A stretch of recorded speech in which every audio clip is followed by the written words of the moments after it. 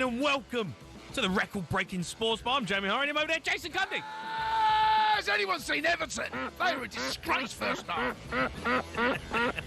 The Premier League is back, and Leeds United have a dream return to the Premier League. They beat Everton 1-0 tonight, live on talkSPORT. Everton fans, how are you feeling about the handball?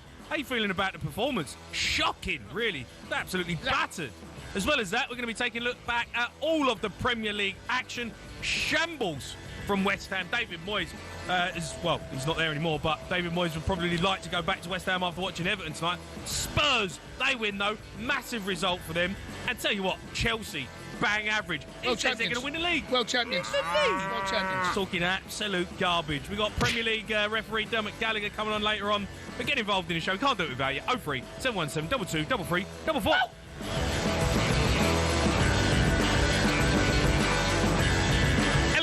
Matey. How are you? I'm all right. Football is back. Football back. Premier League is back, matey. Yeah. Loads to go at. Loads. Mighty Spurs flying high. Mighty Spurs beating. Who did you beat? Burnley. Good team. Good team. Burnley. Good team, mate. You know, we've seen Sunderland come up.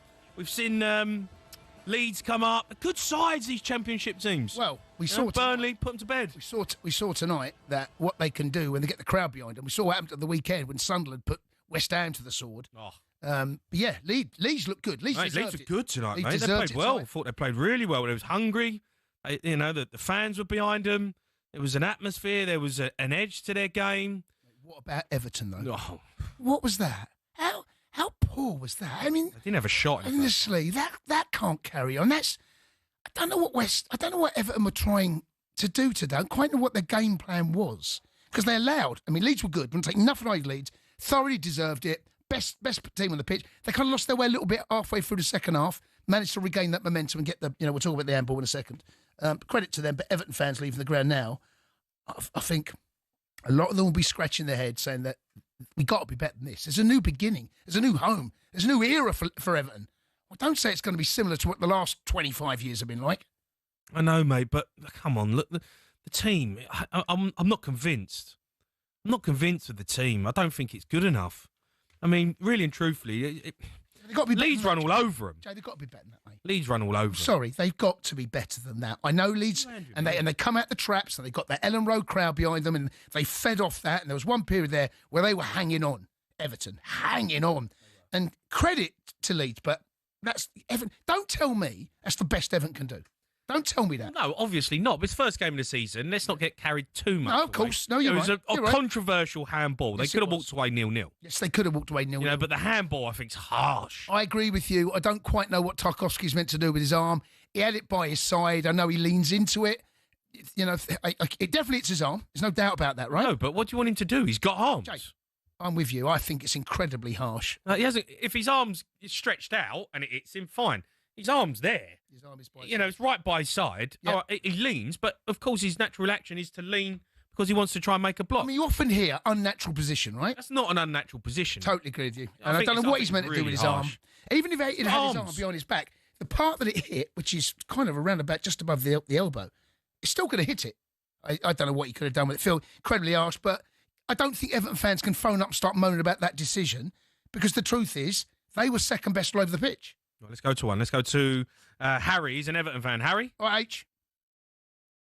Oh, I can't watch them anymore, mate. Oh, dear. First game, geez. Never mind the first game. This is every game for Everton. I mean... Harry, wait there, because I've got Sam Matterface. He's with Jake O'Brien.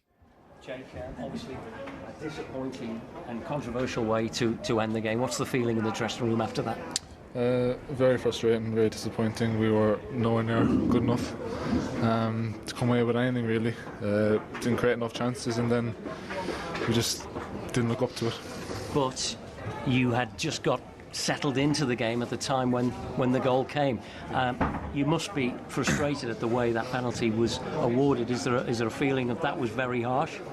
Yeah, I mean, I don't know where he's supposed to put his arm. He's tucked it in as much as he can, and I mean, where do you want to put his arm behind him? That's not Sam Matterface. No, it's definitely not Sam Matterface. No, we will go back when it is Sam Matterface because otherwise we're feeling like we're, jumping on someone's toes. talkSPORT. Don't know who it was, but it was Sam. Poor old Sam's waiting there. Okay. We will go back to Sam any moment. We'll go to Harry. Is Harry there? H. Yeah, I'm sorry. Yeah. Harry, you're saying you don't want to watch him. I mean, come on, it's the first game. Well, I've watched Everton for years, and we've just had enough.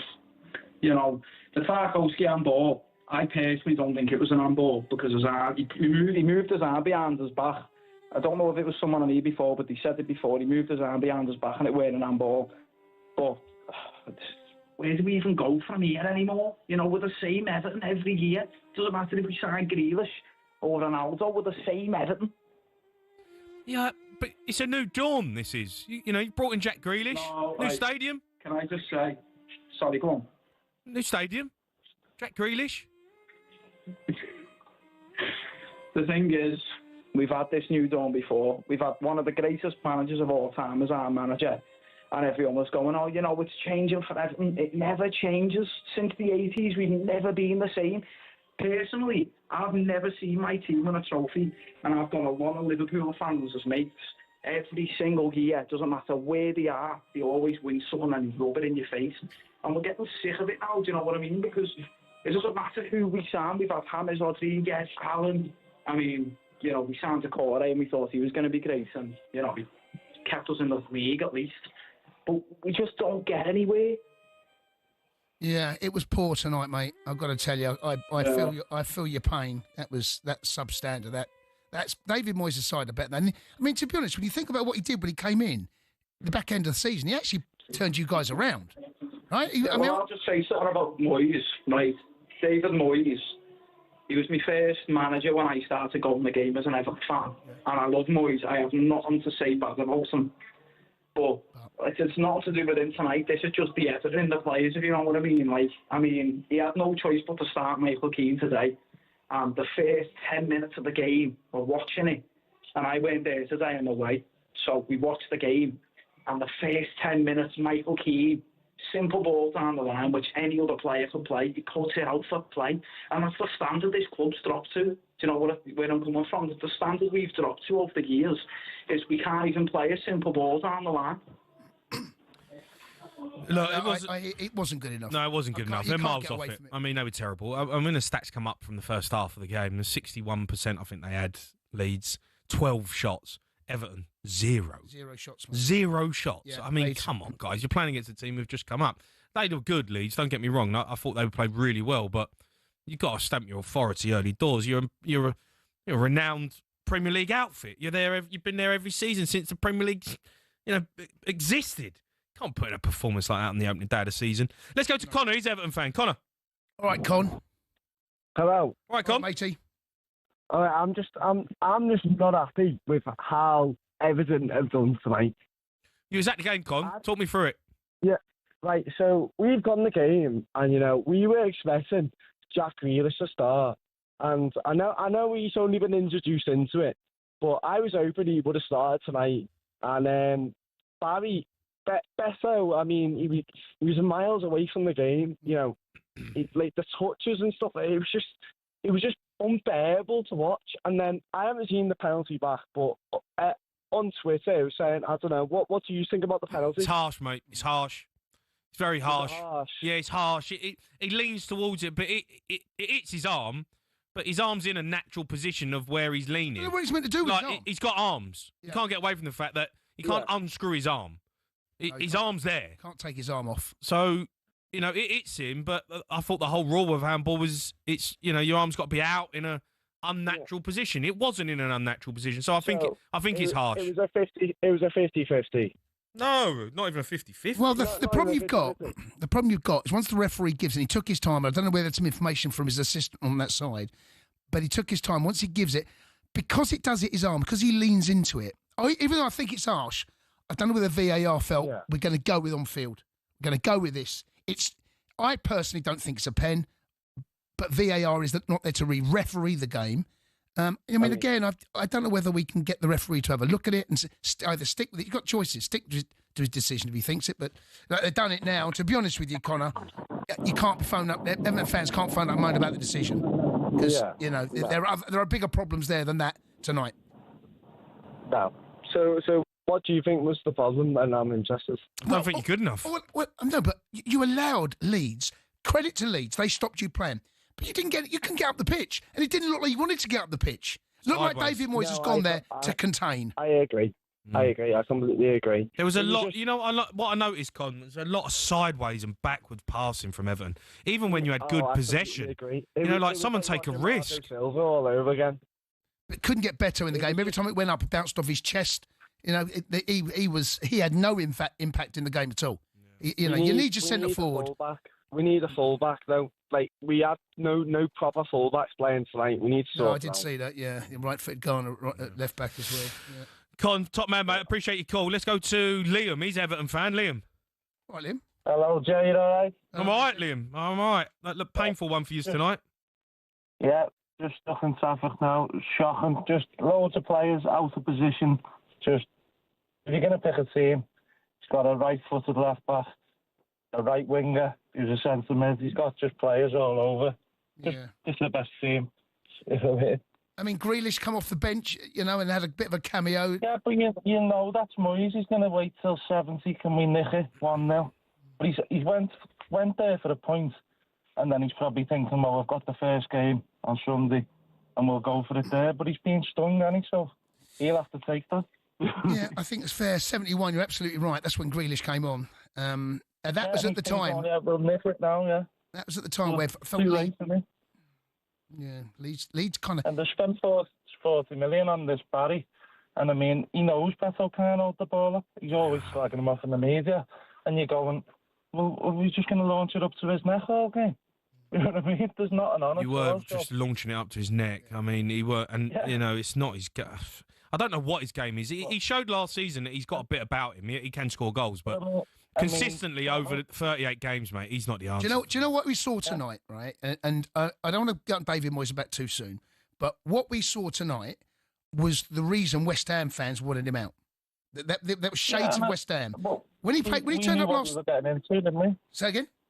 Yeah, we knew what we were getting into because we've already had it. But I also felt that David Moyes last season, when he came in back to Everton, there was a bit more about them. That not tonight. That's the worst performance under David Moyes since he's gone back. Unless you can tell me differently. Yeah. Is that fair? Yeah. Well, we had to win games then, didn't we? We've still got to win games. You need to win games against the bottom three. That's for sure. You know, the three teams that have come up, mate. It's the manner. It's the defeat. The three teams that have come up are well better than the three that come up last year. Yeah, so, I was saying that to Cundy. You know, so, I mean, Burnley, Tottenham have showed to Burnley, this is the Prem and this is what it's about and all that. Everton have gone to Leeds to contain. They don't even want the ball. Do you know what I mean? Yeah. I was disappointed. I was disappointed in Everton tonight. I really was. I was expecting a bit more. Yeah. There wasn't any players taking any risks. Too much sideways, backwards. It was like crabs out there. And I'm saying to Jason, look, he's got time on the ball. Take a risk, pass the ball forward, try and break through the lines. You made it easy for Leeds. He said Leeds had good energy. They moved the ball and they got after Everton and they pressed in good areas. But it wasn't anyone who was trying to unlock a defence. There weren't anyone trying to make something happen. It was like basic Barry football tonight. It really was. I was well disappointed in David Moyes. Let's go to a Leeds fan because they're going to be happy. Kev? All right, Kev. All right, Kev. Hello? Here he is. All right, Kev. Hello, mate. How are you? Dirty Leeds. Yeah, what result for Leeds, yeah? Yeah. I mean, yeah. It's a great result. What do you want us to say? By the way, I did manage to get a 3 point in the Peacocks. You did who? Oh, you got a 3 point. That was, was that Jack Harrison? Jack Harrison, yeah? Yeah, Jack Harrison, yeah. Did you still boo him? No, you can't boo him. He won him over that 3 point, didn't he? A few of you's booing him, though. All I can say is the first half, I'm surprised everyone was still in the first half. Basically, Tanaka, Ampadu, Nonto, they're all good in the first half. Yeah, they were good. Yeah. You know How many I mean? 3 points did you get, Kev? About 50. I think he was at the end of the bar and wanted more. That disappeared a bit quick. Then I went to the other pub in town. Good man. You had a right good. Well, you had a great evening. You were good, Leeds. You were good, Kev. Played well. Good. I'll tell you what. Great start. I've supported Leeds ever since I was 4-year-old. Yeah. Our membership for Leeds for a long time. Yeah. I can go back to Jim Floyd Hasselbank. I can go back to Tony Ybarra. I can go back to Alan Smith. Right. But this team now, all right, we've got some big guys now. Yeah. Let's just hope they do the business this season. Yeah. Can you go back to the bar, Kev? I'm talking about Sunderland had a good start. Leeds had a good start. Kev, get yourself back in that bar, mate. Go and finish your night off. It's a big night for Leeds. Well done, son. Well, he's gone. He's back in the bar. He's gone back I in the love bar. that. Don't blame him. Right, get your calls in. You want to have your say. You want to speak to Everton fans. You want to speak to Leeds fans. Big night for you. 03717 22 3344.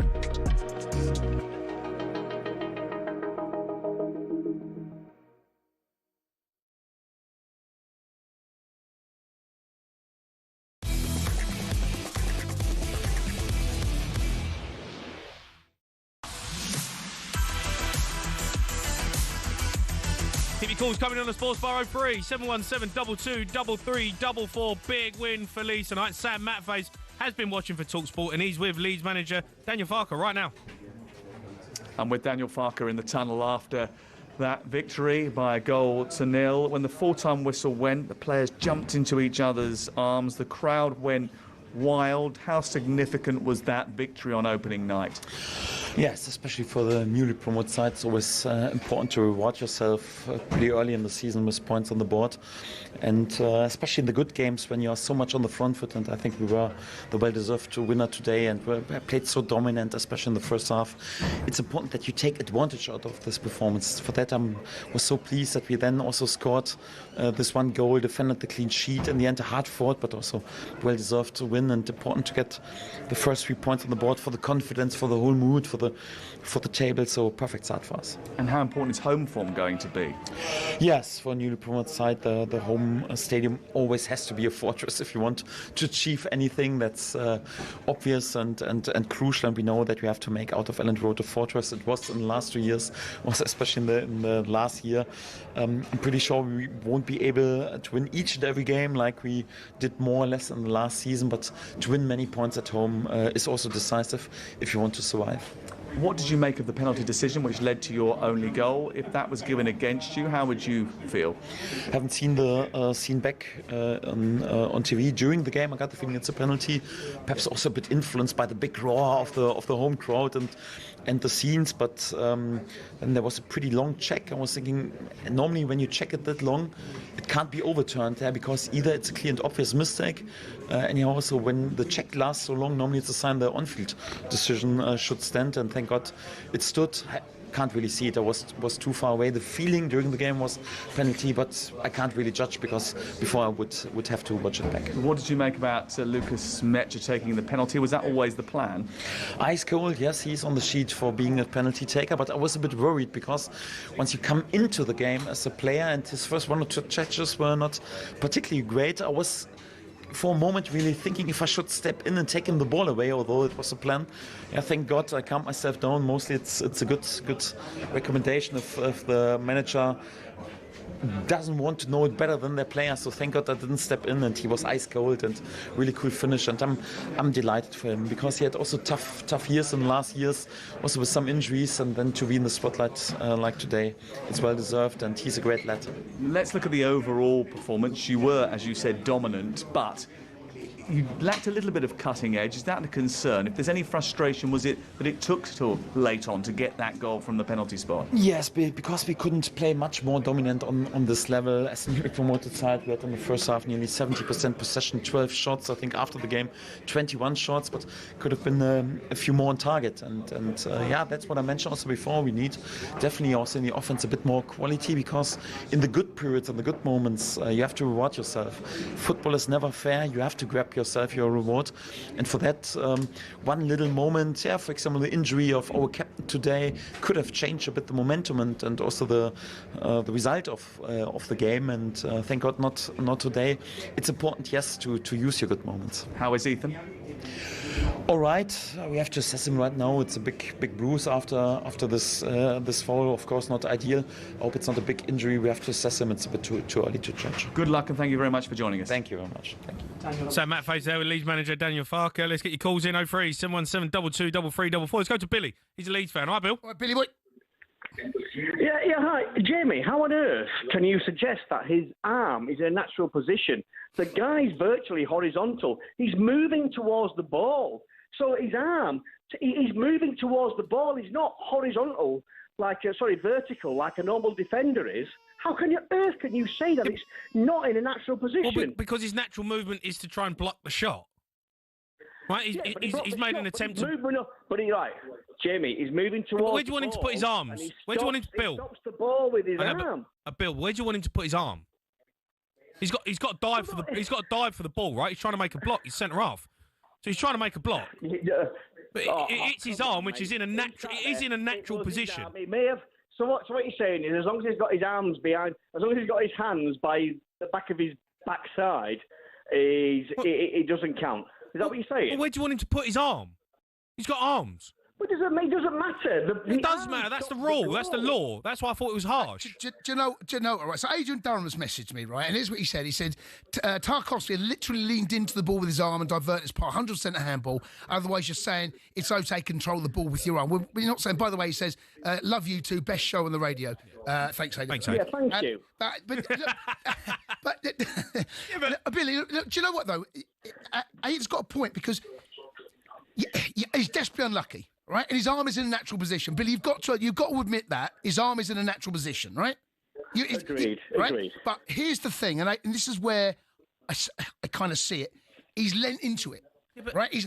I'm with you, Jay. He's desperately unlucky. No, but it's an actual movement for him to go and try and block the shot. It's taken a deflection as well, right? Which is another thing you've got to take into account. He can't do any more. Right? He hasn't put his arm out. No, he hasn't put his arm out. His arm is not out. His arm is not stretched out away from his body. If his arm is out, then... I don't know what he's meant to do with his arms, then. I don't know what you want him to do. He's so unlucky. He's a centre half. He's trying to block the shot. His reaction when a shot's coming in is to try and move, to try and get anything on it to stop it. Jamie, it hits his arm. He's thrown himself to the floor and his arm has stopped the goal. No, that's right as well, though. But by the way, it's not going in.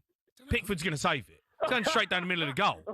All right. So we've got some ball tracking on the pitch, have we? No, but you know, it's not flying in the top corner. Billy, listen, you won tonight. It's the first thing you should be doing is saying Leeds are back. Don't get me wrong. What a start to the season. It's great. Yeah. I love all this rhetoric about the three teams, promoted up from the Championship are all going down and everything else.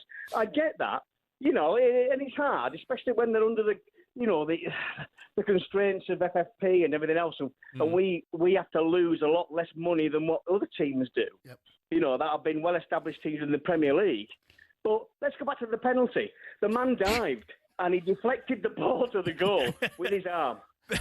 Bill, you won. You got 3 points. You scored the penalty. You've won 1-0. You've had a great performance. Yeah, we all ate Leeds. You deserved it. No, you deserved the win.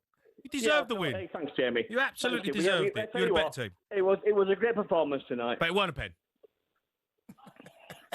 All right, take it easy, guys. Cheers, Billy Boy. All right, Bill. Let's go to Charlie. He's Everton fan. All right, Charles. All right, Chaz. Hello, lads. Can you hear me? You all right, Charles? Yeah, you at the game? Not bad. I'm on my way home now, mate. How you feeling? Can I have a word, mate? Go on. I don't think it's on. I think you need to put yourself in better shoes, mate, if you're even fit in them. I've heard you're about 5'7", aren't you? Cundy? Sorry. He's 6'2". Chaz, it's not a good line, matey. Say that again. I think you need to put yourself in better shoes, mate, if you're even fit in them. You're Right. about 5'7", aren't you? I'm not 5'7". What's that got to do? Why is my height important? Listen, mate, I just don't think you can handle it. I seen your ass go when that was it Darren Farley put it on you like Steven Gerrard. What is this? Joe. Come on, you got to be Charles. You got to be honest, Chaz. mate. Better won't great tonight. It ain't my fault. You've stunk the place out. It's Hey? not on. Say again? It's not on, mate.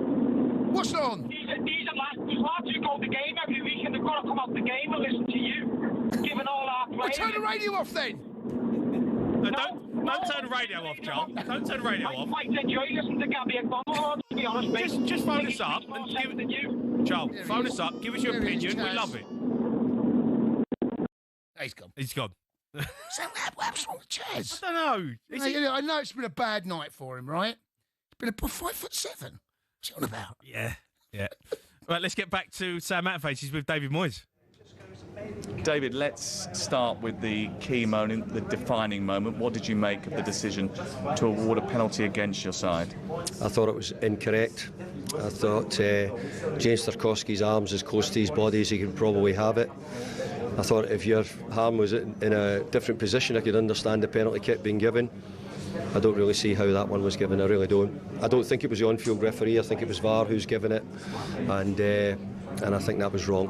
You went onto the pitch after the game, tried to speak to the referee. Did he say anything to you? I spoke to him in the dressing room after, and he said it wasn't his decision. He said that it was, I don't know if he was saying it was a linesman or if it was VAR, but he didn't. It wasn't. It was one of the other gentlemen in the room. I think it was one of the linesmen who spoke. So I'd be amazed if a linesman gave it from the way it was, because he didn't know the ball had taken a deflection as well when it was shot. It took a deflection, and they said that he leaned, but please get into the rules, because I've been hearing quite a bit this weekend about people looking at the rules. I don't think there's any of the rules that say you're not allowed to lean as a football player. So I think they said Tarky was leaning, but he still wasn't getting his arm out to block it, so I don't see how they're giving that as a penalty kick. We spoke to Jake O'Brien a few moments ago, and he said penalty or no penalty, we weren't up for it tonight, or weren't as up to it tonight. What did you assess the performance as? Absolutely. And isn't it shameful that the players would say that they weren't up for it? I don't think he said up for it, I think he said up to it. Well, OK, no, you're right, not up to it, and they weren't up to it. To be fair, Leeds probably just about deserved it, but I thought the second half we had probably got on top a little bit, and I didn't think it looked as if they were liable to score really at the time they did. I thought we were a bit more in control, but no, their first half performance was good. But we did withstand it. We've done a good job defensively to make sure we didn't let them score. But overall, that performance in the first half wasn't good, no. You've spoken a lot about not having enough bodies in the room. You've had injuries that have robbed you of key players tonight. You had to start James Garner out of position. How important is it, or how frustrating is it, first of all, that you've started the season, we've got to the first night of the opening campaign, and you haven't got all the players that you need? Well, I think the window doesn't shut till September the 1st, so that's probably one of the reasons as well. But look, every team's going to get injuries. We've picked up a couple of injuries. Maybe other teams will get injuries during the season. We've had them for this couple of games. And look, they're two really important players for us, certainly in the back line. They give us a bit more stability, and their performances over last season were excellent. So, yeah, we had to find something else.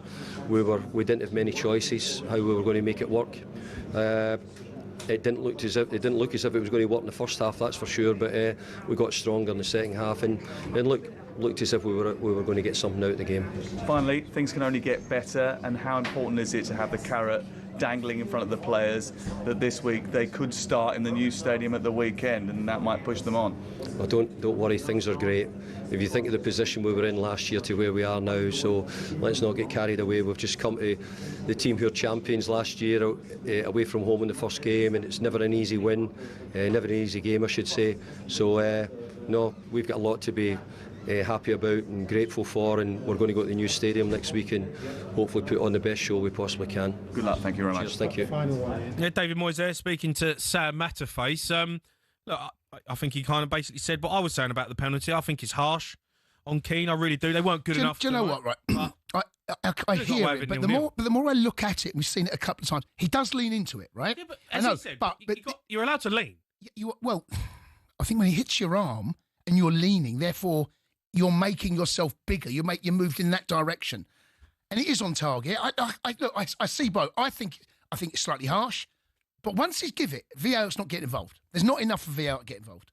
I think that penalty stands every single time once he's given it on the field, and he's right, because you and I looked at the replay. He looks at his assistant. His assistant must have said something, because one thing I will disagree with David Moyes, he's got a perfect view. He looks down the line. That's his job, is to look across the line. He would have seen where it come off Tarkowski, and he would have seen it hit the arm. So I think he's probably joined up thinking... Can he see his arm? He might see his arm move. Well, I don't know if he can see his arm. Well, he has his arm. I mean, the referee's got to be can he be in a better position? I don't know about that. I mean, he took a different... The referee looked at it, he saw it, but then he did go and look. He instantly looked at his assistant before making the decision.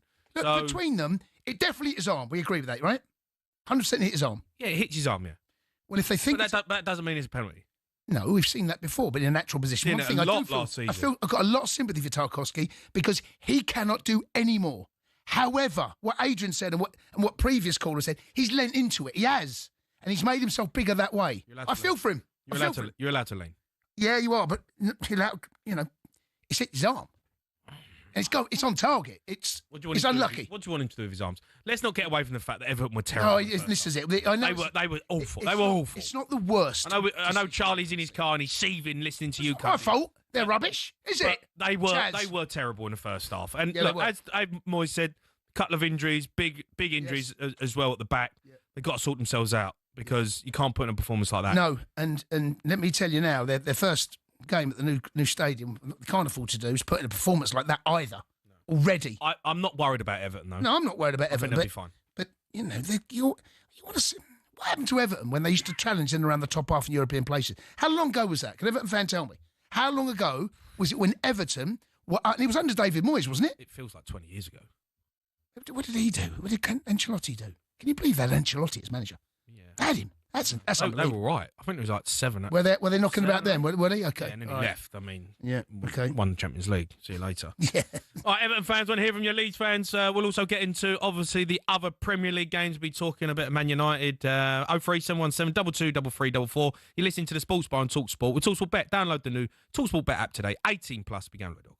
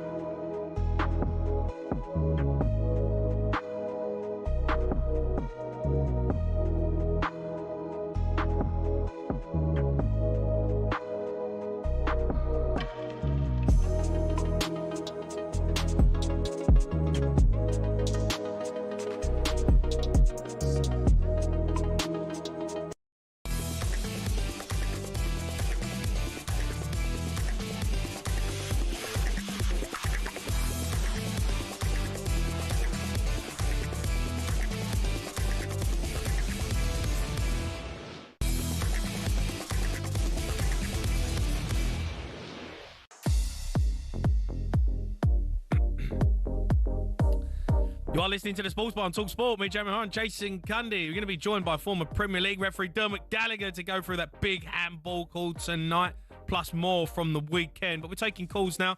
Everton fans, Leeds fans, give us a call, 03717 223344. Let's go to Malcolm. He's an Everton fan. All right, Malcolm? Right, Malky. Hello, boys. All right. All right, mate. To you?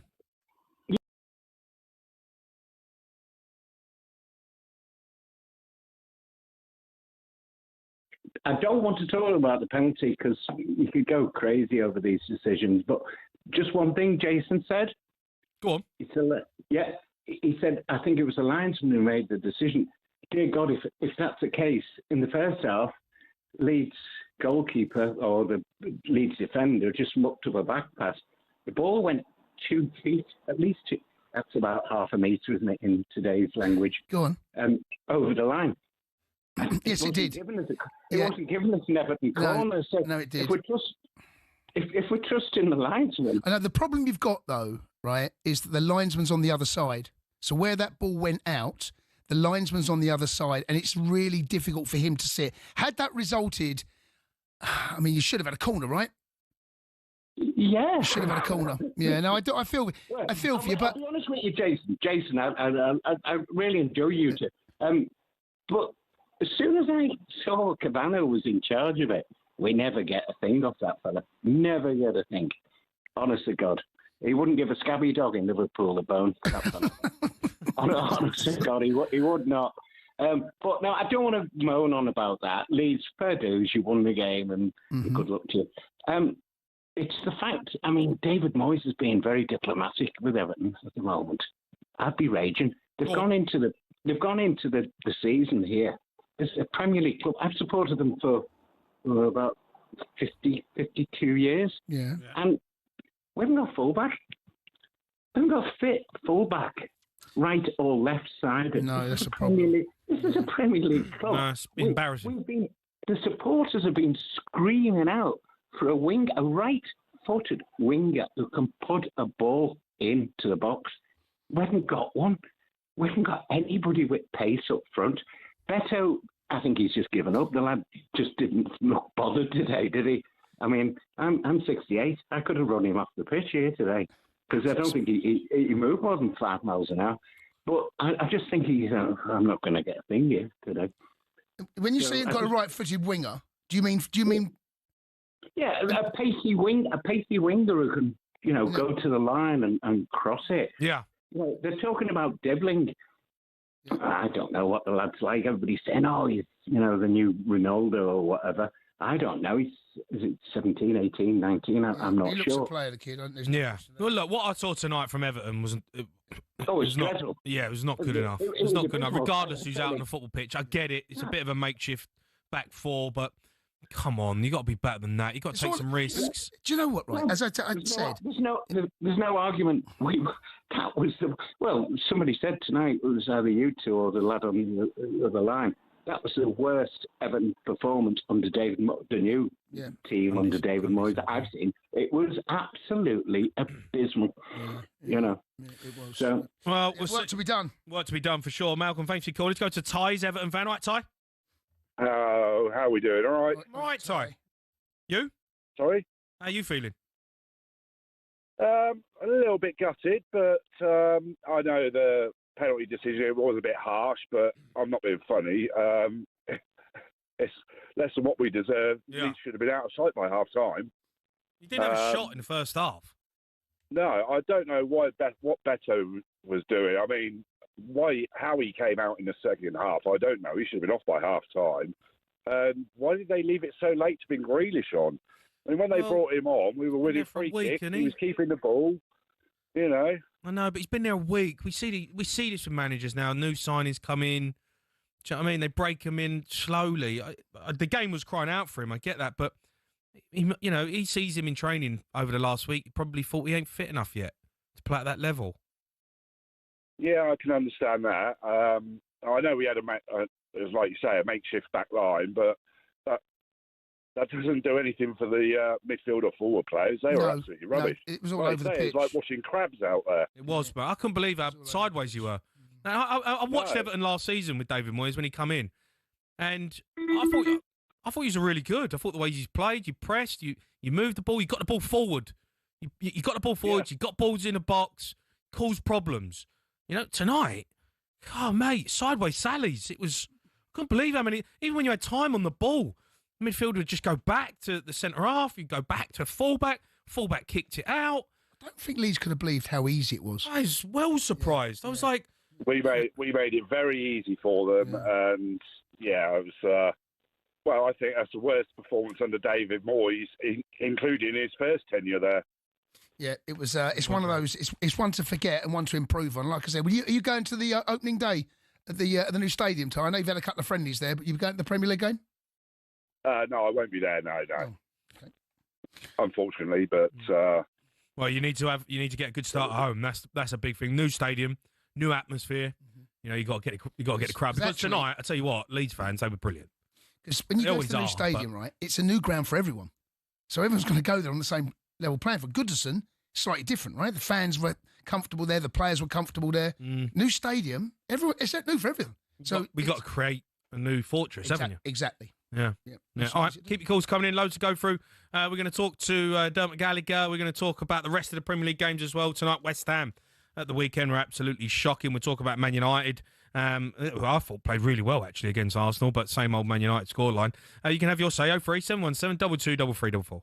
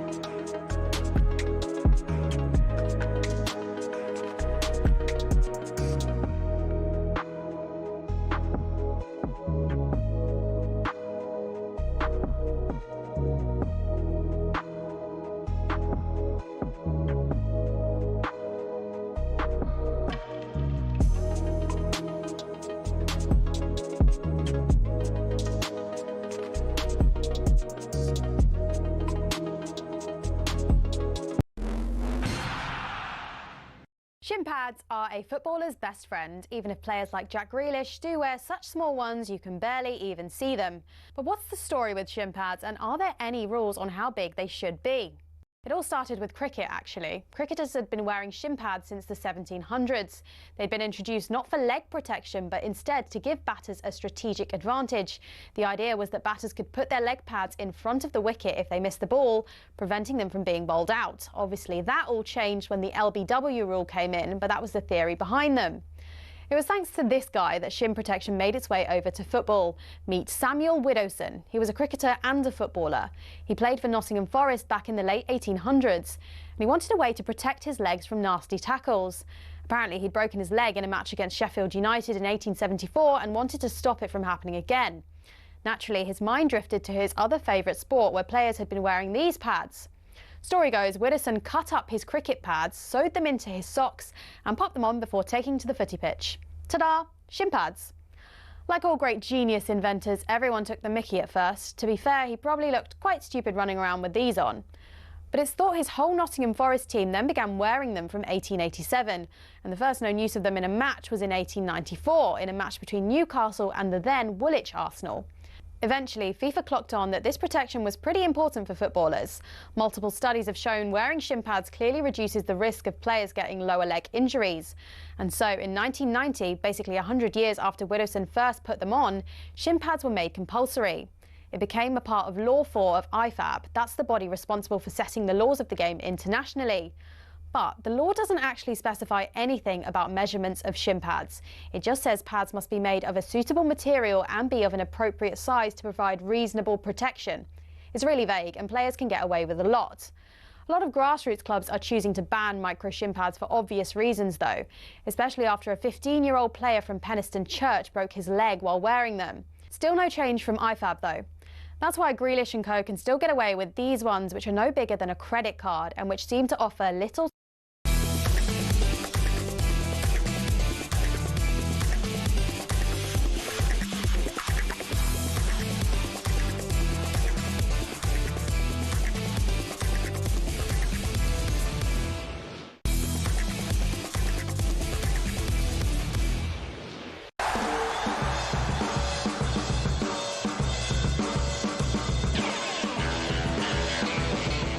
Listening to the Sports Bar on talkSPORT. Me, Jamie O'Hara, and Jason Cundy still to come. Going to be joined by Premier League referee Dermot Gallagher to go through the big calls over the weekend. We have a bit of midnight trivia coming your way as well. But first, we're taking your calls on that shocking performance from Everton tonight. Let's hear how that win for Leeds, though, sounded right here on talkSPORT. Welcome back to the Premier League, Leeds United. This is why they wanted to be here. Nights like this, when Elland Road is thumping.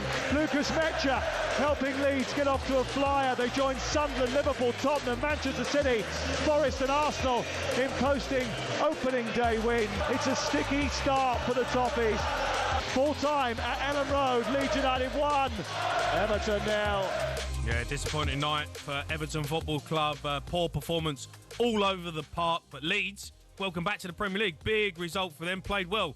03717 2233 44 is the number to call. You want to have your say? Let's go to Shane. He's a Leeds fan, right, Shane? All right, Shaney. How are you doing, boys? Right, Shane, are you? All right. Yeah, I'm brilliant, mate. I'm brilliant. How good were we tonight, lads? How good were we tonight?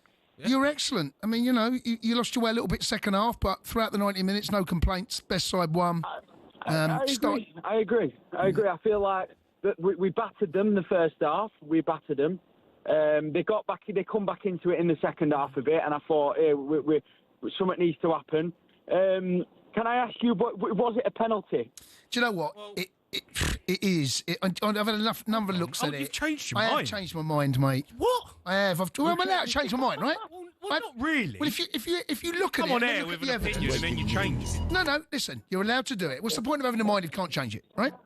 So I've had a look at it. I've had a good look at it again. I've watched the stills move. I've looked up on the laws. I haven't done that. You haven't done that. I haven't done that. You got one message off Adrian Durham. You absolutely bottled it. No, I've not seen it, boys. No, do you know what? His arm is by his side. I don't know. I feel for Tarkowski because he's done the best he can possibly do, and he is desperately unlucky because it takes a nick, but it's a pen. Oh, yeah, I've changed my mind, Jay. I've changed it, mate. Lad. It's a pen. Good lad. Good lad. No, they ain't make a difference what I say. Tonight, boys. But all the evidence. I'm going to come in and I'm going to celebrate with a cup of tea and some chocolate digestives. We're all Leeds, aren't we? Yeah. Dirty Leeds. Yeah, no. Dirty. Be careful putting the old digestives in the tea, though, mate. Melts, doesn't it? Is that a thing? Do you still dunk your biscuits? What do you mean? I mean, is it still a thing? Do people still do it? Of course they do. Mate, I don't know anyone that dunks a biscuit. What about? I don't know anyone that dunks a biscuit. I don't know anyone. I haven't seen it for years. Thought it stopped. I mean, chocolate digestives. I don't know if you dunk them. Mate, I don't know if you dunk a chocolate digestive. Anyway, boys, I'll ask you one more question because I'm pulling up to my house. Go on. Do you think we're going to stay up or not? Well, Honestly. I wouldn't bet for you to go down what I've just seen. It's early days, but I thought he's done all right. I don't think we're going to see the three teams who come up go back down. I think he's going to change it. I think you're right. And there's some teams there that look fragile, like Brentford. Brentford, Wolves look terrible. yeah, West yeah. Ham. I mean, they're the three Premier League sides last season that I fear for the most. It wouldn't surprise me. The bottom three who are in the bottom three now, or the bottom three at the end of the season. I think Everton can be a lot better, especially next week. I think we're going to see a different Everton at the new stadium, 100%. Well, we'll see. We'll see. They can't be that bad, by the way. And they were not ready for what come up. You know, going to Ellen Road, what it's like. You know the atmosphere. You know exactly what to expect. Yeah. Been away from the Premier League for a couple of seasons. The crowd were under the lights. It had all the ingredients for a battle. And Everton didn't have the stomach for the fight tonight. They didn't. They fell weren't short. in Well the short. trenches tonight. Well I short. think David Moyes would be really disappointed. Fell way too short. That can't, because David Moyes' side, there's one thing you more often not get. You do get a stubborn, hard-working, horrible team. None of that. And Leeds, again, you've got to give Leeds credit because they were outstanding. Yeah, they were good. They were good. Let's go to Alfie. He's an Everton fan. Right, Alf? All right, Alfie. Hello? All right, Alf. All right, Alf. Can you hear me? Yeah, Alf. We got you. Yeah, I've never seen so much adulterated diarrhea out of an Everton team in the first half. You could have had Maradona and Messi playing up front there today. If your midfield's not working, forget it. There's nothing there.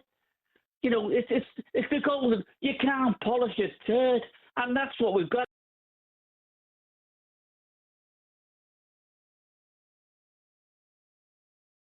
Bet your own team. It's not. Everyone's blaming Beto. What service did the kid No, get? I don't think anyone's blaming. No one comes out with any credit. No one. All right, but no one. Yeah, no one comes out with any credit. The one thing, They could have substituted the whole lot of them at half time. Then we would have done. No, the problem is you didn't have anyone on the bench apart from Grealish. Someone made a good point, but if we bought Grealish, they say he must be wondering after that watching them in the first half. Christ almighty, what have I joined here? Yeah, he's left KDB, and now he's. I think there was a moment in the second half where Grealish he passed it to. It might have been Beto, and it just kicked it off. And you turned around to me, Jason, went, "Didn't get that from Rodri, did he?" Well, Grealish should be playing from when he was at Aston Villa. Stick him inside left, inside right. So where he's just playing off the front so we can start feeding the ball in. Okay, he didn't start today, but I tell you what, he should have started.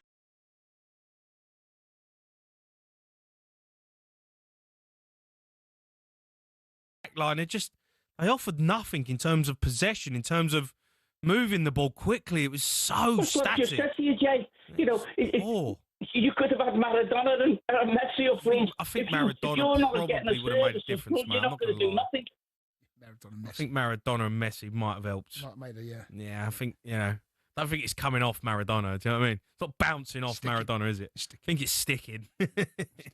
Alf, you worried though, or you're still confident? You've done all right last season with Moyes. I'm not worried that you're going to be in any bother. No, Moyes is a good manager, and he'll do all right.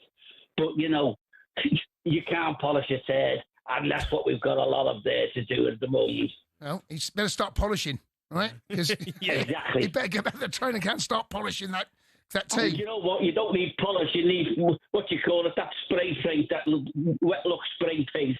That'll do it, because you don't have to rub it then. The wet look spray paint. Is that what you want to shine it up? Listen, you got Brighton, and polish your forehead. It looks a bit shiny. Go on. Do you need a bit of polish? You've got the new stadium. There'll be a big crowd there. They'll all be behind them. But they can't play any worse than that today. No, you got the worst one. Nobody kid you. That was has bad to improve. There. Has to improve. Alf, listen, mate. Thanks for your call. By the way, the new studio. not doing your wingers any Well, what should I do favours, then? is What it? can I do? I don't know, mate. But I need look, a bit of look makeup. Look at the shine, mate. I need a bit of makeup. Look, it's a problem. The old 5-head. Yeah. You know, these new cameras, mate. Yeah, they get all angles I don't want. They got all angles Can of we you. tilt that camera over there? Can you just tilt it down? Jeez. I need a bit of makeup, Jay, Honestly, don't I? your I head might, look- can we get some makeup? Look like I'm sat next to the sun. Get some makeup for me. Got no shiny bonds. Need some anti-shine. Let's go to Jackie, who's a Leeds fan. Jack. All right, Jackie. Whoa. All right, Jack. Hello. All right, Jackson. Sorry, I'm very. Yes, so I'm a massive Leeds fan. So what I firstly want to say is the penalty. I only listen to the games. I'm sitting in Oxford and I subscribe to Leeds United TV and I listen to the Leeds commentary. I heard the whistle blowing before anyone even said anything. So the referee saw the arm before anything. He called it first. Yeah, he took a time though. He did. There was a delay. There was a delay, and I think Yeah, he but got he fed called some it first. information He from the called it assistant. He called it before VAR or anything. Like, I heard the whistle blow before anything. Was he there, said. Jack? Was you at the game? Was I there? Are you kidding me? I'm sitting in Romford. It's my absolute dream to go to Elland Road and watch. How'd you hear the whistle then? If you're in Romford. Well, I was listening on the radio. Right. Okay. So fair enough. You know, can't always get there. Romford to Leeds is a long way, Jack. Yeah, but I'm listening on the radio. It's live. Yeah. Okay. Yeah. So while I'm listening to the game happening, who's kicking the ball, who's doing what, I hear the whistle blow, and then a few seconds later they say about the possible arm and whatever. So I'm imagining that obviously the referee has seen it before. Well, look, Jack, regardless, you got the penalty. You know, it's a big talking point, but you got the penalty and it's a penalty. You know, you tucked it away. It was a great finish. By the way, Jordan Pickford, I don't know what you think about this, Jace, but the water bottle situation, right? Where they've got all the penalties. You see him pick his water bottle up. He goes to his water bottle. He's obviously got a load of information on it. I'm not having that.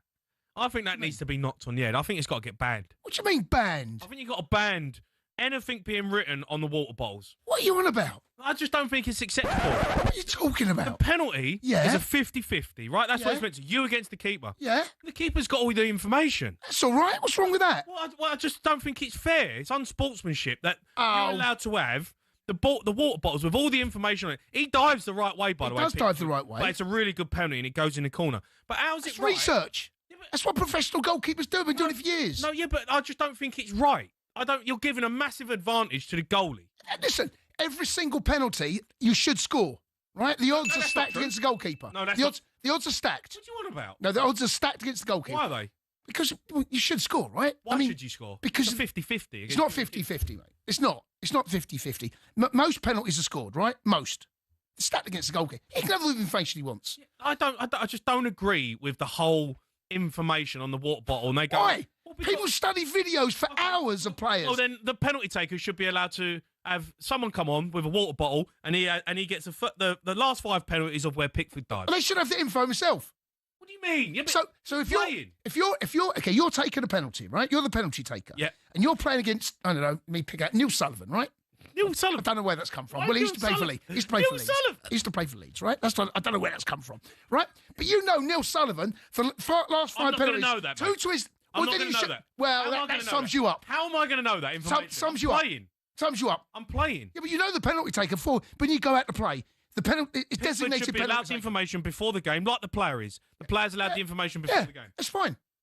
Once the game starts, Pickford should not be allowed to go and look at his water bottle Why 5 not? seconds before Why he's not? about to take a penalty. Because it's unfair advantage. Jay, I'm not come having on, it. mate. No, You've gone soft. No, I'm not. It's not about going soft. You've gone soft, I think it's mate. an unfair advantage, and it needs to get knocked on the head. I'm sick of seeing these goalies go over and they've What do you got mean sick of seeing a it? whole water bottle. Why does it full of bother you? information. Yes, and that's good preparation. Oh, good It's good preparation, Do me a mate. favour, good Yeah. preparation. What about penalty shootout? You often see come out with a bit of paper. No, you're outlawing that penalty shootout I as don't well. agree with it. Not having it. So you're not allowed to have any information. I used to have an iPad. Ben Foster done it to me at Wembley when I missed. Oh, there we go. Have we got there? We finally got there. No. That's the reason why. That's not the reason. But finally got there. That Ben Foster knew exactly which way you were going to go. He's got you, summed you up, and got you down. And there we go. No. Listen, penalty shootouts. Hold on, let's go back to Ben Foster. The game stops. The game stops. Penalty shootouts different because everyone can come on the pitch. They can come on the pitch. Why have you got? He's got a baby. We've got props. He's got a baby. No, it's unfair. It's an unfair advantage. Winding the baby. There you go. I just don't think it's right. Jamie. I don't think it's right during the game, in the 90 minutes, that they're allowed to have the information on the water ball. After game, penalty shootout, different. The assistant manager can come on, can have his iPad, whatever. Yeah. He can feed you the information. Need 5 penalty takers. Right. Blah blah blah. Fine. Yeah. And because the players can do the same. This is where the keeper goes. Yeah. This is where. Well, then you should have the information. This is where he goes. You should have that information. We can't have that information. You should have had that information about Ben Foster. Yes, maybe you'd have scored. Okay, forget that. I'm not talking about me. I'm talking about tonight. The penalty taker, he scores. It's a really good penalty. He can't get any information because he's on the pitch. But the information he should have already in his head. Oh. Penalty taker. You know what Jordan Pickford's doing. You must know that I sat down before the game going through it. Someone must have all the information. Pickford has done this. He's gone to his right 3 times. 85 minutes into a football match. Well, come on, mate. That's not what you're thinking about. Well, I don't get a penalty. There is absolutely rack your brain. That's why Pickford's got it, because he's got the information there. He can rack his brain and go, right, I've got it here. 3 penalties, bang, bang, bang. He goes that way. Yep. And he goes that way, but it's a good penalty. Perfectly fine. I'm not having it. I think it needs to be looked at. I do. I think it's unfair advantage for them. Who's going to look at it and say that's not fair? Who's the one that's going to make that call? Who's going to do it? Like the Pogmo, the Premier League? Who's going to be coming and say, right, we've had enough of this now. You're not getting information on who's going to take it. You can't have it anymore. Unfair advantage. Okay, what if they write it on their arm? Who did that? Hannah Hampton, right? England goal. Didn't she write it on their arm? Yeah, what are you going to do then? I think she threw the Spain women's goalkeeper. She did. She threw the bottle in the crowd. Right, brilliant. That's great housery, superb thought process. So she lost it. But that's a penalty shootout. It's different. What about someone wrote? So what if Pickford had it on his arm? He just rolled up his sleeve and look at all the penalty takers. Is he allowed to do that? He's an idiot. What if he did though? You can't stop that, can you? You can't stop someone writing on their arm. You can't stop someone writing on a water bottle. You can. You can't. You can. You can stop someone writing on a water bottle. I don't know. If you can have a water bottle in the goal, it can't have any information on it. I don't know what that bothers you so much. Why does it bother you? Don't. Because it takes away the suspense of the fact that it's right 1v1 here, 50-50. Let's go. Yeah. We didn't help him. They scored. Yeah, because it's a really good penalty. Yes, it is. But he goes the right way. He knows where he's going. He's already gone. Yep. It's good enough that he's. I can't believe it bothers you that. No, it just bothers me. But maybe I've got a bit of a thing about it. Yeah, I think you have. I think we've gone back. All those years. That scars are still there, aren't they? We've opened some wounds. Still open some wounds. They are there, mate. In Pickford, festering. Ben Foster. Anyway, people might agree with me. I don't know. Okay. We're going to talk about another shambles as well tonight. West Ham, who are an absolute joke. Graham Potter's in all sorts of bother with this team. You can have your say. Give us a call, 03717 22 3344.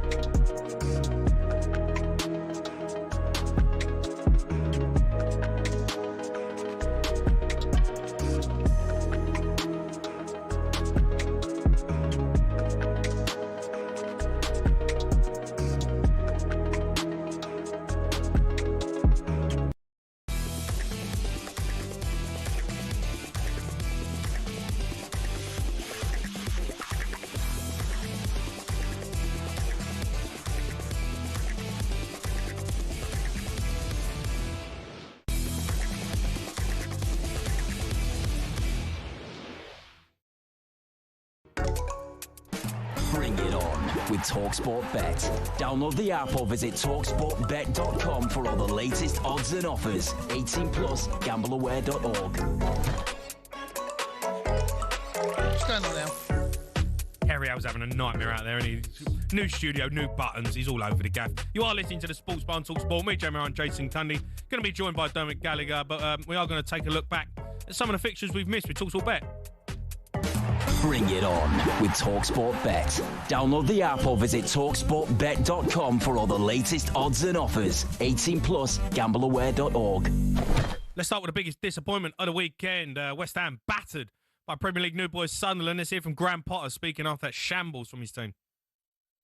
Well, I think we all have to be better. We all have to prove we win and we lose together. It's as simple as that. The players have had a really positive pre-season, but obviously after a result like this, it doesn't matter about the positive pre-season. It is what it is. We have to accept it. Whatever criticism comes, we deserve. It's 3-0. We lose 3-0. So there's nothing for us to say. We have to improve. Like I said, the basics of the game today weren't at the level for us. And in those games of fine margins, which is what it was, if you don't do the basics, you're going to get punished. Yeah, that was Graham Potter speaking after the game, mate. They were awful. Yeah, you and I done the phone-in on Saturday, game day phone-in, and we labelled them pathetic, and I think that's fair. They were Sunderland again. What you've got to do, you've got to temper this because Sunderland were at it a little bit like Leeds tonight. Sunderland back in the Premier League after God knows how many years they've been out. That crowd were up for it. Stadium of Light, it can be raucous there, and they come up on West Ham. You've got to know what you're going to come into. You've got to know what the battle you're going to face. And they whimpered, and they were second best all over the pitch. Sunderland, credit to them. And the Sunderland look like a team that can cause a lot of problems, getting balls in the box. They weren't ready for them, West Ham, at all. And they've had a bloody nose, both of those teams, by promoted side. So do you think they could be in with a shout of going down, West Ham?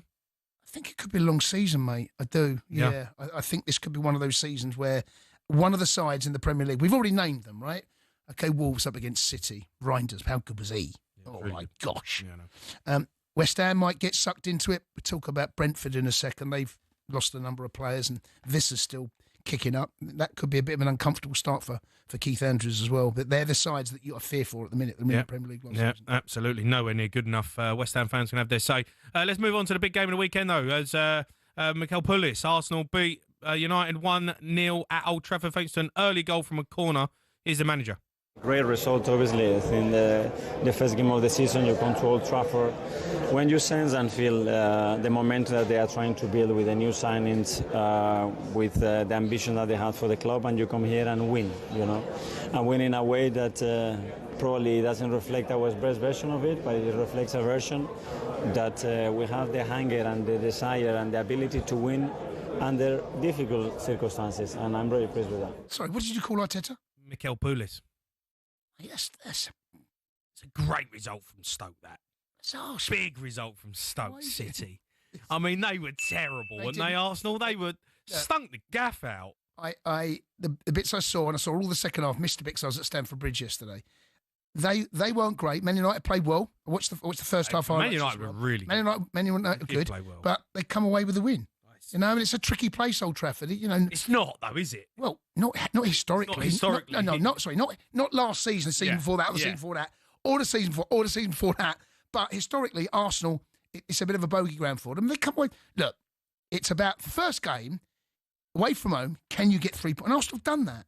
I think Arsenal got to win the title, mate. No, they're not winning the title, mate. They are not. Arsenal are not winning the title. I hope I'm wrong. I'm telling you now. After watching Liverpool already, I'm like, Liverpool City were all right. Destroyed. City's the best side we've seen this weekend, right? Yes, they absolutely destroyed Wolves. So you can't write City. Mate, Arsenal are not winning the league. After watching that performance, I hope you're right. They are not winning the league. I know it's a tough place to go. It's away from home, blah, blah, blah. But, mate, I watched them there last season. They bopped Man United. Man United absolutely battered them. Yeah, they just couldn't put the ball in the back of net. No, that's their problem. They battered Arsenal. Arsenal, I mean, they were lucky to come away with something. They were, and they got 3 points. Couldn't believe it. Penalty? Could it have been a penalty on Cunha? Do you know, when I see it, I was a bit of a scrappy challenge, that, isn't it? It wasn't a great tackle, that, by the way. Saliba, right? I think it was Saliba. Yeah. It was on Cunha. It was on Cunha. Look, going through the back of his ankle. Derm about it in just a minute, but it's I didn't think close call. It's a close call. That one. I thought that could have been a penalty. When I saw it, I thought, that's a pen. Yeah. But was there enough for VAR where we're talking? No, there's not going to be enough to turn it over. That's the problem. What about your mob, by the way? Disappointing? Yeah, a little bit bang average. I think what I learned, in fact, what I already knew. I saw the game. I thought I'd see Crystal Palace very well organised. We've got Glasnod, very well organised. They've got some good players. They work hard. Mateta holds the ball up well. Might have nicked it in the end. I think the draw was a fair result. Palace are one of those teams that what they do. There ain't many better in the league at what they do, but they played a 5 at the back. They played a 5-2-3, and the two midfielders of Wharton and Hughes really played well, protecting that space. Couldn't get Palmer in the game.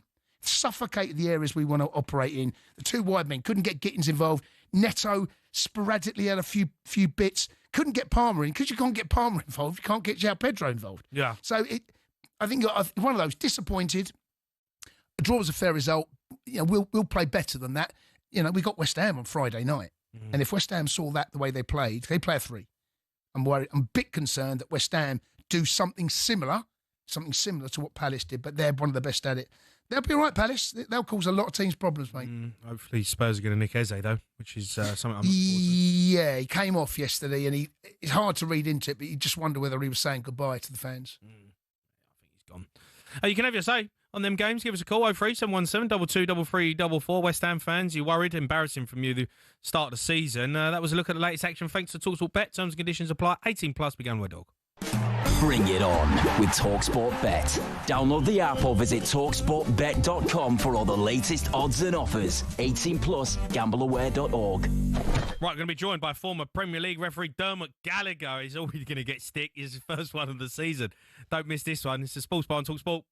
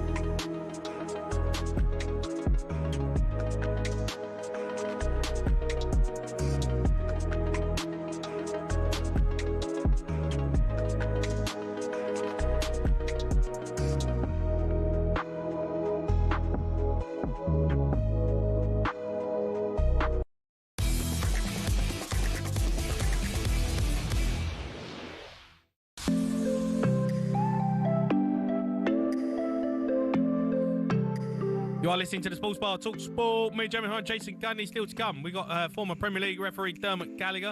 Got Midnight Triv tonight as well. Need your help. 03 717 22 3344. But first, let's hear from both managers from tonight's game speaking to TalkSport about that handball decision. Haven't seen the scene back on TV during the game. I got the feeling it's a penalty. Perhaps also a bit influenced by the big roar of the home crowd and the scenes. But then there was a pretty long check. I was thinking, normally when you check it that long, it can't be overturned there because either it's a clear and obvious mistake. Anyhow, also when the check lasts so long, normally it's a sign the on-field decision should stand. And thank God it stood. I thought it was incorrect.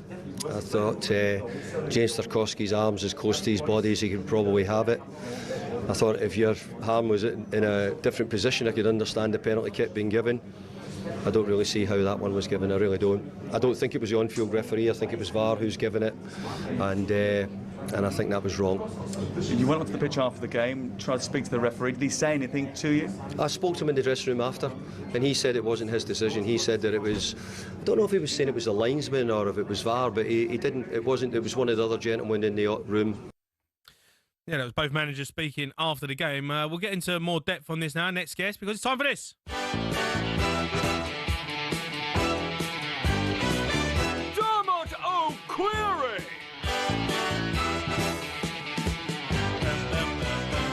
Evening. Right, Derm. Evening, Jay. Evening, Jamie. He's back. He's back. He's back. It's back. Football's back, Jamie. Yeah, and your dodgy decisions are back already, Derm. Remember you got in week 1? Absolute shambles from you lot all weekend. All I see is VAR, VAR, VAR. What's the matter with yous? You've only got another 37 rounds to put up with me. Derm, come on, mate. Honestly, what's the matter with you lot? You not have a discussion over the summer, you lot, and say, come on, lads, we've got to be better. This can't carry on. No, week 1, I've got 3 pages already. Only 3. Derm, let's start with tonight. It's obviously the big talking point, the handball decision. What's your take on it? I think it's really harsh, Jamie, honestly. I speak for myself. The shot come in, I heard the VAR say it's come a long way, but I think it actually deflects off an Everton player, and that changes the direction of the ball up high. Tarkowski's got his arms by his side. It strikes him, there's no doubt about that. Nobody can argue about that, but short of cutting his arms off, Jamie, I don't see what he can do, or put him behind his back, which we asked not to do.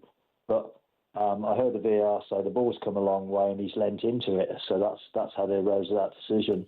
When I watched it, sorry, go on, mate. When I watched it, I didn't think the referee was going to give it at first, and then in that hiatus, I think it's been fed in from his assistant that he thinks it's handball, so he's given the penalty, and the VAR's checked it and sided with the officials. See, I had that opinion, but I've had looked at more of the evidence and seen it from different angles. And do you know what? The fact that he has lent into it, that's the difference. If he was stood there with his arm and it hits his arm, I don't think that's a penalty. I think he's incredibly unlucky because he can't do any more, right? His arm is literally as a natural position as it possibly can. However, he does lean into it. He is making a movement with his body to knock it away, and then it hits his arm. I feel so sorry for him because they can't do anything more. But if I had to jump one way, I've changed my mind, Derm. I think it probably is a penalty now. Yeah, I just, on the evidence I see, Jace, I try and support the referees as much as I can. I'm not saying the referee's got it wrong, but I think it's really, really harsh because I think the 2 factors for me is, I say, the ball deflects off his colleague, and it deflects high into the air. And by deflecting, also it comes at speed to him. He does lean into it, there's no doubt about that. So let's be fair.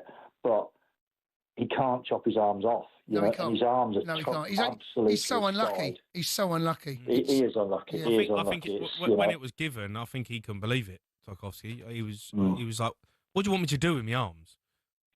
Well, interesting thing about that, Jamie, last year when Stephen Warnock was on Ref Watch, he used to use a phrase that I bought into. He said, at times like that, the player isn't really frightened because he's so confident that VAR will see the evidence that he knows that it will be overturned. Yeah. I have to say, hand on heart, when I first saw the replay, I thought this will be overturned.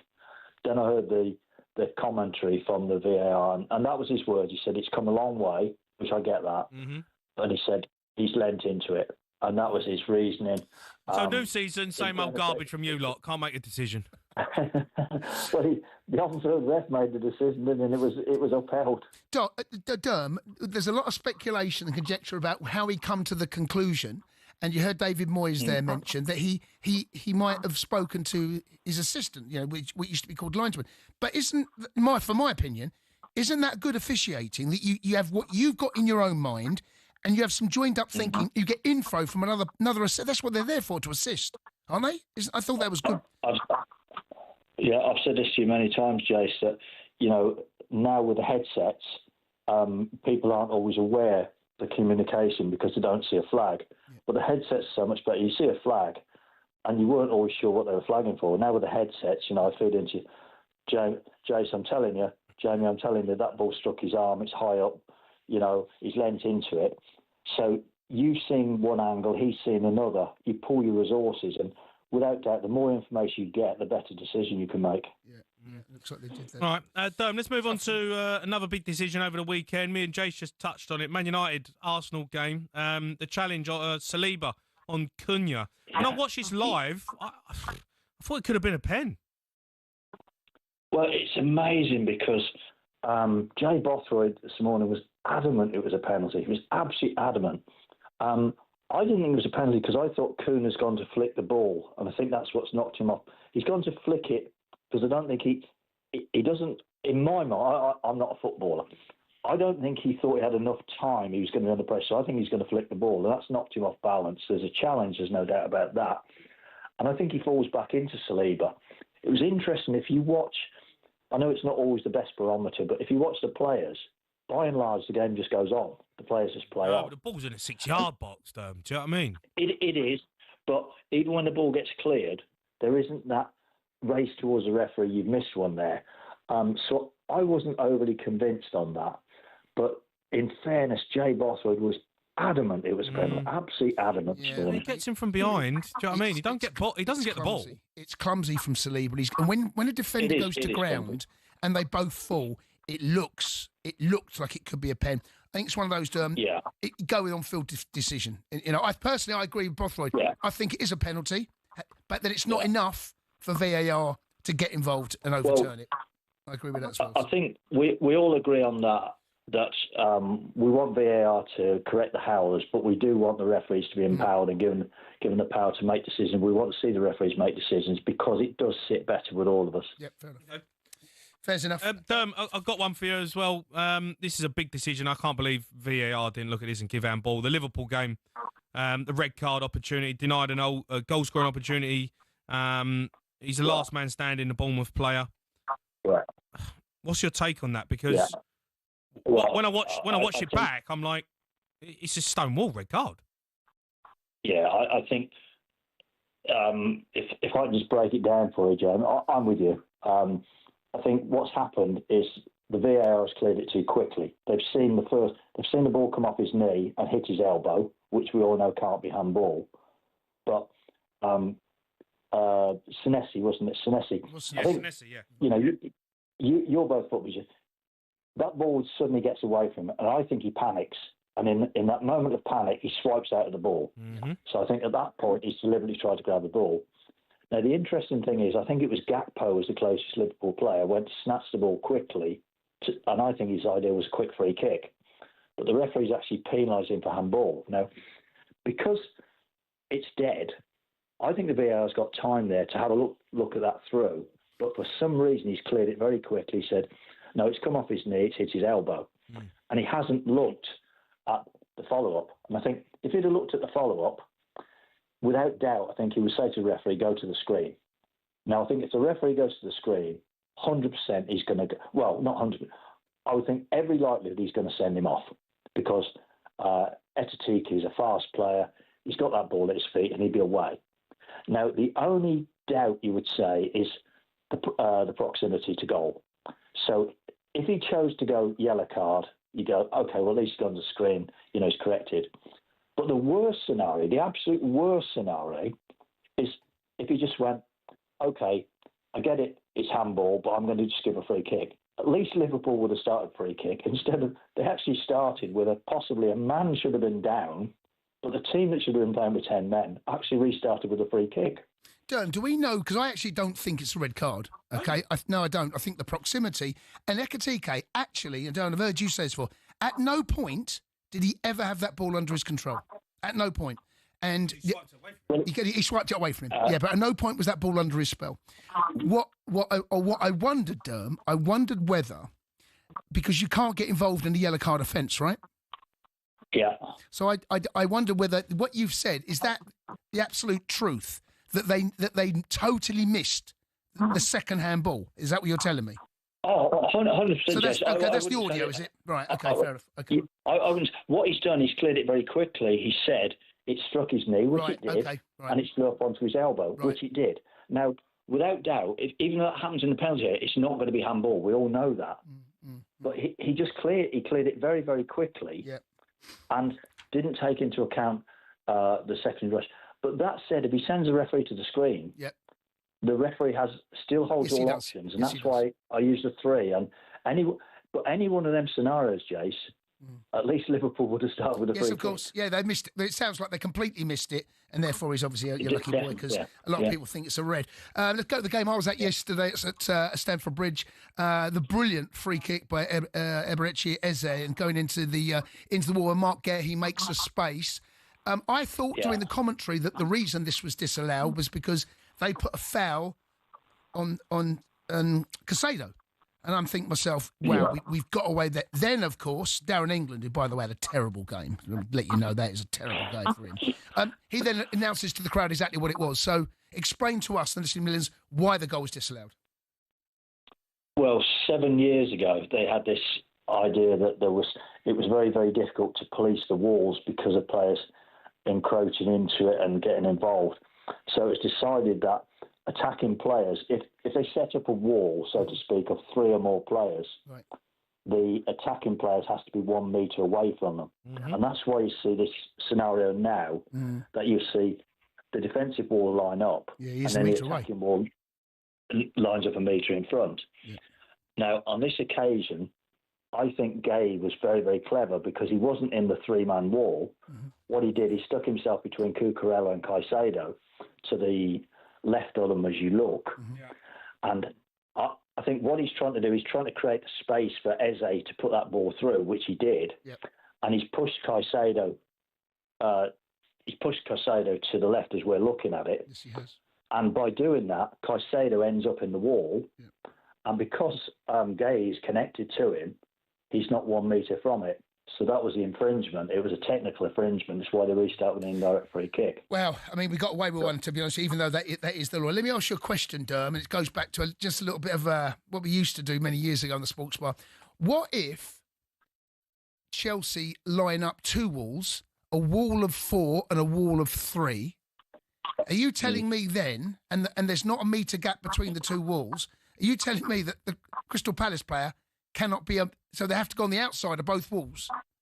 I'm being a little bit devious here. You mean if they line up a wall of a 4 and a 3 each other, they have Chelsea, a 4 and a 3. 2 walls. So you're telling me that Crystal Palace player cannot be within a metre of either wall? I would suggest he wouldn't want to be because there'd be so much empty space with the players that they could just push the ball to a player at the side. Yeah, maybe you're right. Maybe we won't see that, Derm. Derm, listen, mate, top man. Cheers, Derm. Take care. Have a great week, both. Cheers, bud. That was Dermot Gallagher there, former Premier League referee.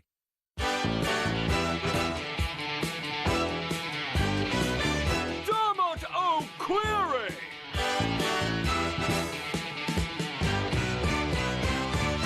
Week 1, referees are a shambles. Nothing's changed.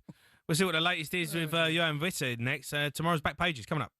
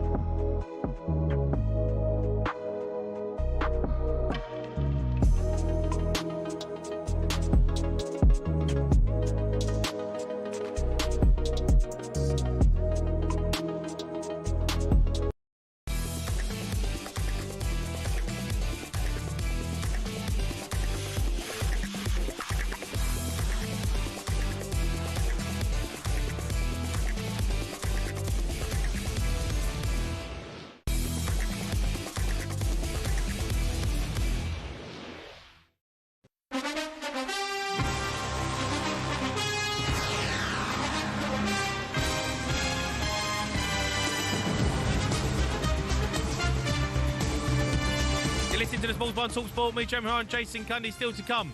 Going to be going through tomorrow's back pages, but first, the NFL returns to Wembley in October. The Los Angeles Rams take on the Jacksonville Jaguars. We have a huge competition to win VIP tickets. That's right, we're giving you the chance to win 6 seats in a private box at Wembley Stadium, full hospitality, plus $5,000 spending money. Here's how to enter.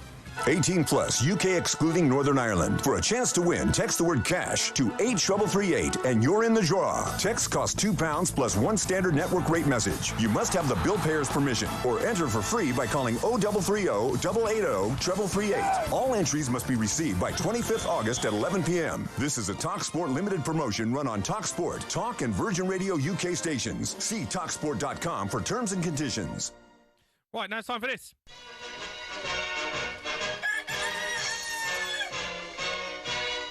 Jackie White. Back pages, Jack Cunningham. Right, Jack? Evening, lads. How's doing? Good weekends? Yeah. Well, Premier League was back, wasn't it? So all good, mate. Happy All days. good. Yeah, you all right? Yeah, I'm not too bad at all, yeah. All right. Look, let's get straight into it because we're talking about your team again. Wissa doesn't Isak. This is now, we own Vissa's. He wants this move to Newcastle. And what's he done? Well, first of all, it's nice that a player wants to join Newcastle because that's not been the case all summer. But anyway, yeah, no. So Vissa basically has decided that he's unfollowing Brentford on Instagram. He's removed all mention of Brentford from his social media because, and he's not going to play for them ever again. Essentially, he wants to join Newcastle and he's doing exactly what Isak's doing to try and make it happen. There's a little bit of background. So last summer, Vissa was promised to move away if he stayed for one more season for around £26 million. Obviously, then Brentford have turned down a few offers from Newcastle. And then despite signing Dango Ouattara, they've just told him again over the weekend that he won't go unless someone pays £60 million for him. So obviously he's decided to take it to the next level. However, what I will say is despite the fact he wants to join Newcastle, it's just I hate this, what he's doing. What him and Isak are doing is, you know, throwing the respect and the trust of their club back in their face. It's slapping the face. You say that, but he said they said you promised him a move. I know, but... Do you know what I mean? He's been promised a move. He's done the job. He scored goals for Brentford, kept him in the Premier League. He wants to move to a big club like Newcastle. And, you know, and now they're holding him to ransom. Well, both, from what we can understand, both had... And here's the problem, right? It's promising something where it's not written down, a gentleman's handshake, gentleman's agreement, right? You know, but the problem is you mentioned the trust. If that conversation has taken place and you've looked someone in the eye and he said, stay another season, put your heart into this and we promise we'll let you go next season, right? And that doesn't happen. You're asking for, so in some ways, the club or clubs, because if this is what's happened to Isak as well, they've got themselves to blame as well. They put themselves in a position where they may have not kept their promise. That can be an issue as well, as we're finding out. Yeah, and to be fair, I mean, talkSPORT understands that obviously Brentford had the gentleman's agreement.